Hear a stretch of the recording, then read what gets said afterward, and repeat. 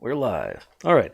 So you may have heard that Cheeto Mussolini got himself a case of the COVIDs because he's an asshole who does the worst possible thing for himself and others.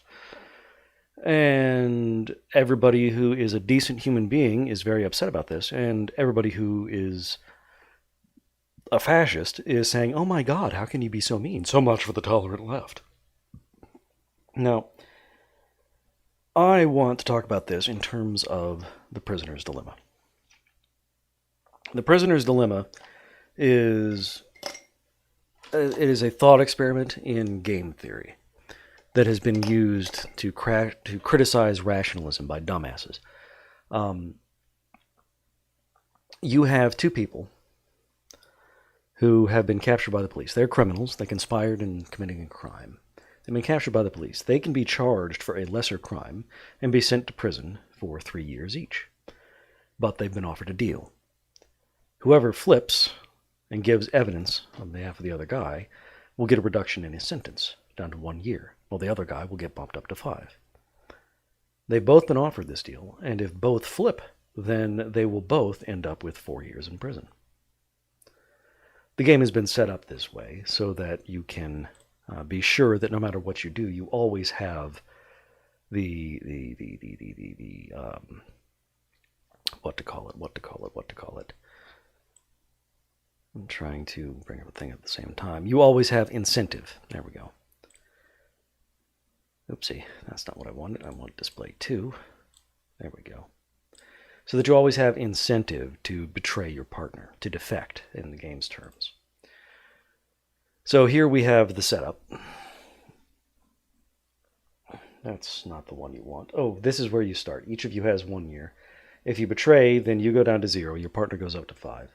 And if you both flip, if you both betray your partner, then you both end up with 3 years. So no matter what, you have incentive to defect because, you start here, neither of you flipping, neither of you betraying, defecting, you go down to 0 years. If your partner betrays you, you go over here. You have 5 years. You still have incentive to betray and turn evidence because you'll go down to 3 years.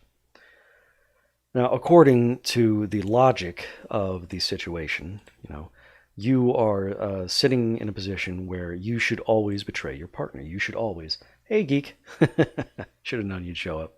You should always betray your partner. You should always defect.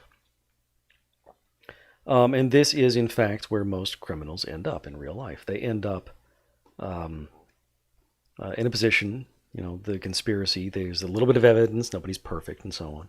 So you would expect them to end up betraying their partners, but they don't. Obviously, the best possible outcome is not to betray, because look, you don't betray, you end up over here in the 1 and 1. That would be the best possible situation for everyone. You spend a little time in prison, but not all. Whereas if both of you are acting perfectly rationally, then you would both betray, and you would end up here in the 3 and 3. You both end up with the worst possible outcome. Not the worst possible, but you end up with a worse outcome. So ignorant folk have been saying for a while now that this means that obviously reason doesn't work, and people are therefore perfectly emotional, or something. But people who are smart, not dumbasses, then come in and say, no, what this is ignoring is past and the future.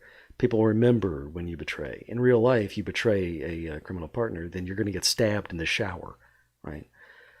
And, or if you survive, then you'll be in the real world with a felon record, and nobody will want to work with you because you're a felon, and you can't continue to do crimes because no one will work with you because you're a snitch, things like that. And this has been demonstrated with what's called iterated versions of the prisoner's dilemma. Okay. Which means you, instead of just playing once, you play over and over and over again. And they have done versions of the iterated prisoner's dilemma game where they automate it, and you submit computer programs.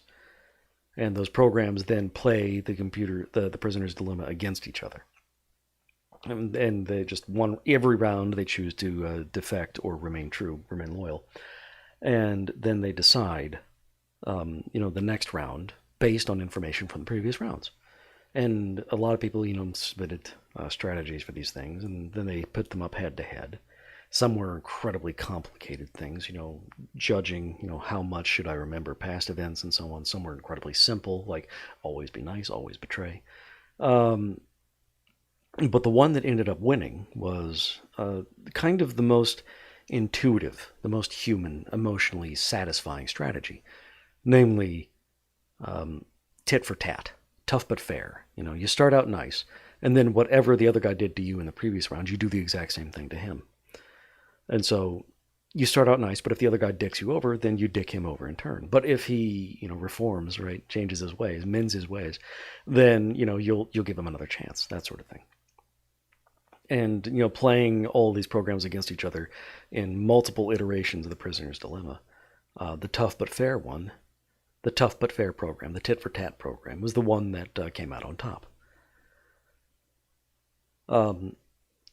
So one thing you can get from this is that evolution discovers cooperation over and over and over again. Cooperation is always like your best strategy. You're always going to end up with a better system if you have mutual cooperation.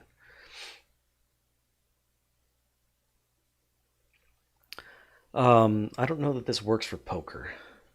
I don't think you can cooperate with poker. But the other thing about this is that there's always incentive to defect, incentive to betray. You cooperate, and then as soon as the job is almost done, you shoot the other guy in the back, right? And so long as you think you can get away with it, there's always that incentive. There's always, the motive to betray, to be a thief, to be a dick, right? And again, we see this in evolution and in real life. This is why a small fraction of the population is psychopaths. Because when everybody is playing the game, it can be very successful to be a lying, thieving, cheating, stealing bastard. The others will have the normal emotional responses that drive us to cooperate with one another. So they will want to give you the benefit of the doubt. And thus you can go around being a dick until, they get sick of you and bash your head in with a rock. But it's also why only a small fraction of the population can be psychopaths. Because if everyone is lying, cheating, stealing, thieving bastards, then no one will have the opportunity to be a lying, cheating, stealing, thieving bastard. There will never be any benefit to it. So that's why you get these multiple different strategies for success in life. But that's all beside the point. The point is that the Prisoner's Dilemma shows us why we have this strong emotional drive for tough but fair. Give people the benefit of the doubt. Be nice most of the time. But if they ever betray you, if they ever do a bad thing, if they ever break the rules, then you take a bat to their fucking knees, because that's just how the game is played. And that is why we should not be nice to Trump. That is why fuck Trump. Trump is a douchebag piece of shit. He is a lying, stealing, thieving, raping bastard. He is a pathological narcissist. He has engineered some massive, massive difficulties and problems for a lot of people. He does not deserve sympathy. One way I've put this is he is getting the exact same amount of sympathy and compassion that he has shown to others. Meaning zero, meaning none. The only reason Republicans are asking for it now, for him, is because he's on their side. They're not doing it because they think he's worthy of it. They're not doing it because they think compassion is something all humans deserve. They obviously don't think that, otherwise they wouldn't do the things they do. They're doing it because they know that that's something we think, and Republicans are hypocritical monsters. Show people the compassion that they show others. And again, you give people the benefit of the doubt until they show themselves to be pricks. And then you take a metaphorical bat to their metaphorical knees. Or possibly a real bat to their knees if society collapses and we end up in the Hunger Games. So that's all I really wanted to say about that. All of this stuff is out there. Prisoner's Dilemma, the various iterated games they've done. And it's interesting stuff because it shows that cooperative strategies are always the best strategies, where multiple individuals come together and cooperate for greater benefit. Because eventually a lying, cheating, stealing, thieving bastard will be torn down and ripped to fucking shreds by decent people. Eventually. All right, that's all I want.